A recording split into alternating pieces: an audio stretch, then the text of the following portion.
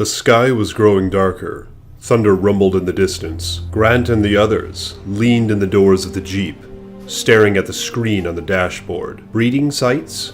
Wu said over the radio. Nests, Grant said, assuming the average clutch is 8 to 12 hatching eggs. These data would indicate the Compies have 2 nests, the Raptors have 2 nests, the Othies have 1 nest, and the Hipsies and the Maayas have 1 nest each. Where are these nests? We'll have to find them, Grant said. Dinosaurs build their nests in secluded places. But why are there so few big animals? Wu said. If there is a Maaya nest of 8 to 12 eggs, there should be 8 to 12 new Maayas, not just 1. That's right, Grant said. Except that the raptors and the Compies that are loose in the park are probably eating the eggs of the bigger animals. And perhaps eating the newly hatched young as well. But we've never seen that, Arnold said over the radio. Raptors are nocturnal, he said. Is anyone watching the park at night? There was a long silence.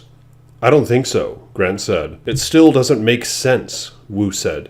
You can't support 50 additional animals on a couple of nests of eggs. No, Grant said. I assume they are eating something else as well. Perhaps small rodents. Mice and rats? There was another silence. Let me guess, Grant said. When you first came to the island, you had a problem with rats. But as time passed, the problem faded away. Yes, that's true, and you never thought to investigate why. Well, we just assumed, Arnold said. Look, Wu said. The fact remains, all the animals are female. They can't breed. Grant had been thinking about that. He had recently learned of an intriguing West German study that he suspected held the answer. When you made your dinosaur DNA, Grant said, you were working with fragmentary pieces. Is that right? Yes, Wu said. In order to make a complete strand, were you ever required to include DNA fragments from other species? Occasionally, yes, Wu said. It's the only way to accomplish the job. Sometimes we included avian DNA from a variety of birds, and sometimes reptilian DNA. Any amphibian DNA? Specifically frog DNA? Possibly. I'd have to check.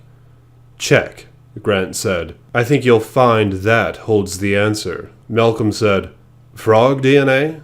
Why frog DNA? Gennaro said impatiently, Listen, this is all very intriguing, but we're forgetting the main question. Have any animals gotten off the island? Grant said, we can't tell from these data. Then how are we going to find out? There's only one way I know, Grant said.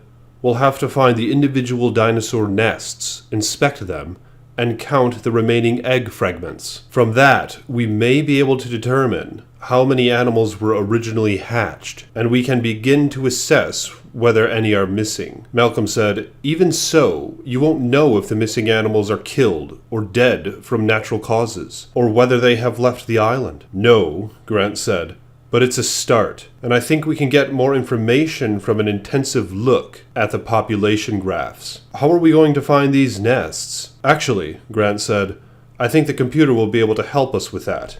Can we go back now? Lex said. I'm hungry. Yes, let's go, Grant said, smiling at her. You've been very patient. You'll be able to eat in about 20 minutes, Ed Regis said, starting toward the land cruisers. I'll stay for a while, Ellie said, and get photos of the stego with Dr. Harding's camera. Those vesicles in the mouth will have cleared up by tomorrow. I want to get back, Grant said. I'll go with the kids. I will too, Malcolm said. I think I'll stay, Gennaro said, and go back with Harding in his Jeep with Dr. Sadler. Fine, let's go. They started walking. Malcolm said, Why exactly is our lawyer staying? Grant shrugged. I think it might have something to do with Dr. Sadler. Really? The shorts, you think? It's happened before, Grant said. When they came to the land cruisers, Tim said, I want to ride in the front one this time, with Dr. Grant. Malcolm said, Unfortunately, Dr. Grant and I need to talk. I'll just sit and listen. I won't say anything, Tim said. It's a private conversation, Malcolm said. Tell you what, Tim, Ed Regis said. Let them sit in the rear car by themselves. We'll sit in the front car, and you can use the night vision goggles. Have you ever used night vision goggles, Tim? They're goggles with very sensitive CCDs that allow you to see in the dark. Neat, he said, and moved toward the first car. Hey, Lex said. I want to use it too. No, Tim said. No fair. You get to do everything, Timmy. Ed Regis watched them go, and said to Grant, "I can see what the ride back is going to be like." Grant and Malcolm climbed into the second car. A few raindrops spattered the windshield. "Let's get going," Ed Regis said. "I'm about ready for dinner, and I could do with a nice banana daiquiri. What do you say, folks? Daiquiri sound good?" He pounded the metal panel of the car. "See you back at camp," he said, and he started running toward the first car and climbed aboard. A red light on the dashboard blinked. With a soft, electric whir, the Land Cruiser started off. Alright guys, that's just a piece in the Jurassic Park novel.